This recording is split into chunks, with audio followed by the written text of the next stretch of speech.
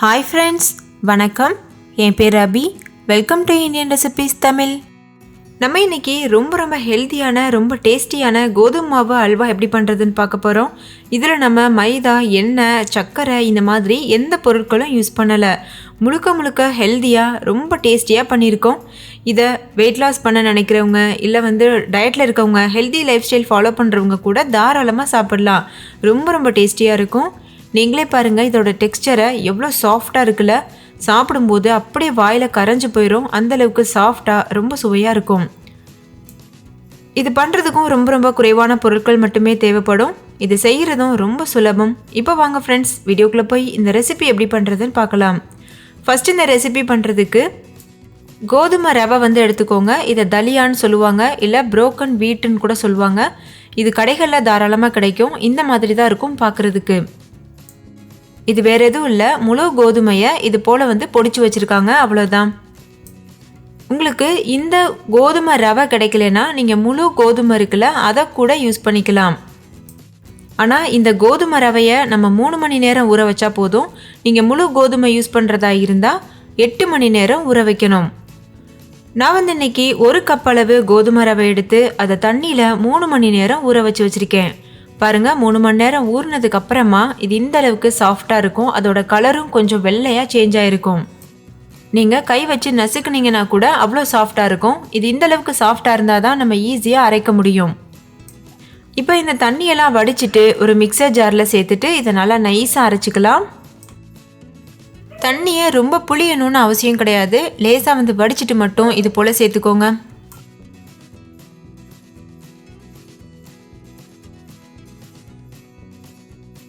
இப்போ இதில் ஒரு அரை கப் அளவு தண்ணி சேர்த்துட்டு இதை நைஸாக அரைச்சிக்கலாம்.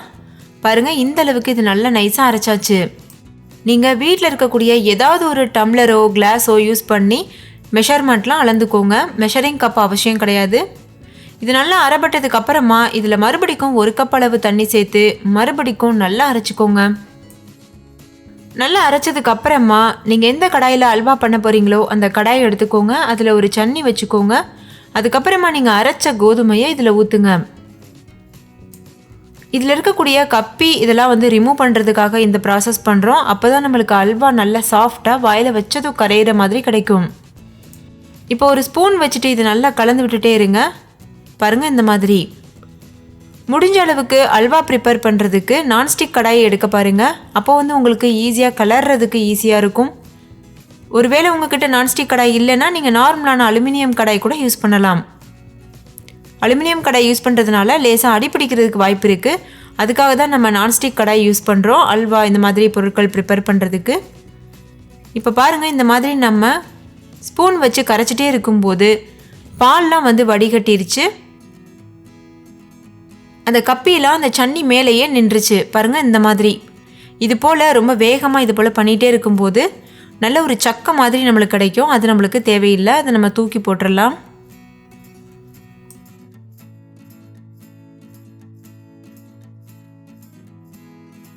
நல்லா இது போல் பால் எடுத்ததுக்கு அப்புறமா நம்ம இதில் மறுபடிக்கும் 2 கப் அளவு தண்ணி சேர்க்கணும். எந்த கப்பில் ரவை அளந்தீங்களோ அதே கப்பில் 2 கப் அளவு தண்ணி, அரை கப் அளவுக்கு பால், அதாவது தேங்காய் பால் சேர்த்துருக்கேன். உங்களுக்கு விருப்பம் இல்லைன்னா நீங்கள் நார்மலான மாட்டுப்பால் கூட சேர்க்கலாம். நல்லா காய்ச்சிட்டு ஆற வச்ச பால் சேர்த்துக்கோங்க, மாட்டுப்பால் சேர்க்குறதா இருந்தால். ஆனால் இந்த ரெசிபிக்கு தேங்காய் பால் சேர்த்திங்கன்னா சுவை ரொம்ப அட்டகாசமாக இருக்கும். இப்போ இது நல்லா மிக்ஸ் பண்ணிக்கோங்க. அந்த தண்ணியும் அந்த பால், அதுக்கப்புறம் நம்ம கோதுமை ரவையிலேருந்து எடுத்தோம்ல கோதுமை பால், இதெல்லாம் நல்லா மிக்ஸ் ஆகிறது வரைக்கும் நல்லா கலந்துக்கோங்க. கலந்துட்டு இதை ஒரு ஓரமாக வச்சுருங்க. இன்னொரு பக்கம் ஒரு பேன் எடுத்துக்கோங்க. அதில் 2 கப் அளவு கருப்பட்டி எடுத்துக்கோங்க. நீங்கள் கருப்பட்டிக்கு பதிலாக நாட்டு சக்கரை, வெல்லம் இது கூட யூஸ் பண்ணலாம். நான் இன்றைக்கி கருப்பட்டி எடுத்திருக்கேன். இது நுணுக்கணுன்னா கரெக்டாக இது ஒரு 2 கப் அளவு இருக்கும். 1 கப் ரவைக்கு 2 கப் அளவு கருப்பட்டி, அதுதான் ரேஷியோ. நீங்கள் நுணுக்கிட்டு அளவு எடுத்துக்கோங்க. எனக்கு நார்மலாக அளவு தெரியுன்றதுக்காக நான் 3 பீஸ் அளவு எடுத்து வச்சுருக்கேன். அதில் 1 கப் அளவு தண்ணி சேர்த்துட்டு இது நல்லா நம்ம கரைச்சிக்க போகிறோம். ஏன்னா இதில் மண்ணெல்லாம் இருக்கும், அதெல்லாம் வடிகட்டி தான் நம்ம சேர்க்கணும். அதனால் இதை நல்லா கரைச்சிக்கோங்க. ஸ்டவ்வில் வச்சு ஹை ஃப்ளேமில் வச்சுட்டு இதை நல்லா கலந்துகிட்டே இருங்க. ஸோ இது நல்லா கரைஞ்சிரும். கரைச்சதுக்கு அப்புறமா தான் நம்ம அல்வா ப்ரிப்பேர் பண்ண ஸ்டார்ட் பண்ணணும். ஸோ இப்போ இதை நல்லா கொதிக்க வச்சுக்கோங்க. அதுக்கப்புறமா நம்ம ஏற்கனவே ப்ரிப்பேர் பண்ணி வச்சுருக்க கோதுமை பால் இருக்குல்ல, அதை ஸ்டவ்வில் வச்சு லோ ஃப்ளேமில் வச்சு இது போல் கலந்துகிட்டே இருங்க.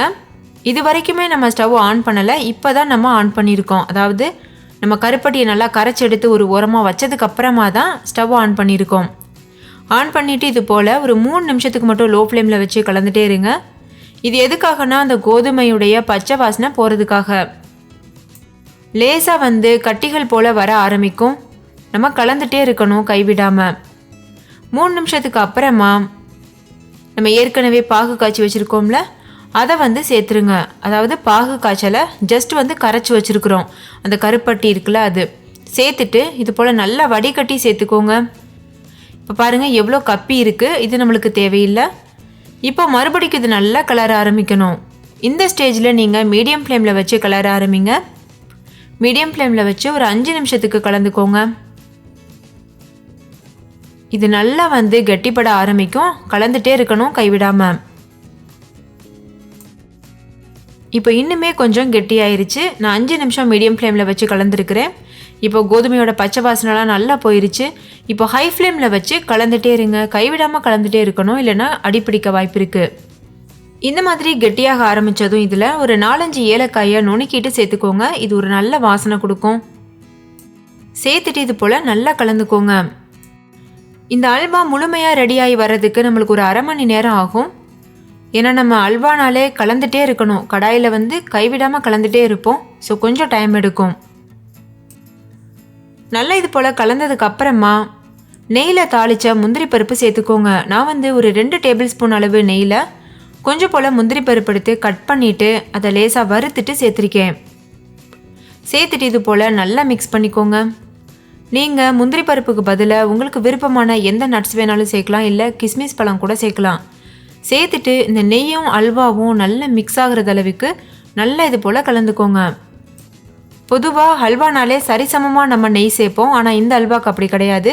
மொத்தமே நான் இதில் 3 டேபிள் ஸ்பூன் அளவு நெய் தான் சேர்த்துருக்கேன். நெய் தாளிக்கிறதுக்கு ஒரு 2 டேபிள் ஸ்பூன் சேர்த்துருக்கேன். கடைசியாக இறக்கும் போது ஒரு 1 டேபிள் ஸ்பூன். இப்போ பாருங்கள் இது போல் நல்லா கெட்டியாகி வரும். இதில் இன்னும் கொஞ்சம் நேரம் நம்ம கலந்துகிட்டே இருந்தோன்னா இன்னும் நல்லா கெட்டியாகும். இப்போது ஆல்மோஸ்ட் அல்வா ரெடியாகி முடிய போகுது.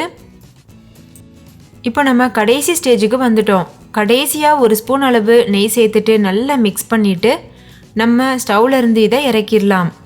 பாருங்கள் கடாயில் ஒட்டாமல் அப்படியே திரண்டுட்டு வருதுல, இது கரெக்டான பக்குவம். இப்போ நம்ம சேர்த்த நெய்யெல்லாம் இந்த அல்வா நல்லா உறிஞ்சிருச்சு. இந்த டைமில் ஸ்டவ் ஆஃப் பண்ணிவிட்டு நெய் தடவின பாத்திரத்தில் இதை மாற்றிடலாம். இதை இப்படியே கூட நீங்கள் சர்வ் பண்ணலாம். நம்ம இன்றைக்கி கட் பண்ணி பீசஸாக சர்வ் பண்ண போகிறோம்.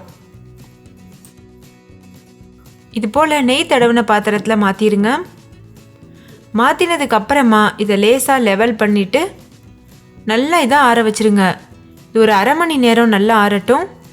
ஆறுனதுக்கப்புறமா இது கரெக்டான ஷேப் எடுத்துரும். அதுக்கப்புறம் நம்ம கட் பண்ணி சர்வ் பண்ணலாம். உங்ககிட்ட ஸ்பேச்சுலா இருந்ததுன்னா இது போல் தடவி விடுங்க. அப்போ ஈஸியாக நம்ம சமப்படுத்த முடியும். நான் ஸ்பேச்சுலாவில் கொஞ்சம் போல் நெய் தடவிட்டு இது போல் அப்ளை பண்ணுறேன்.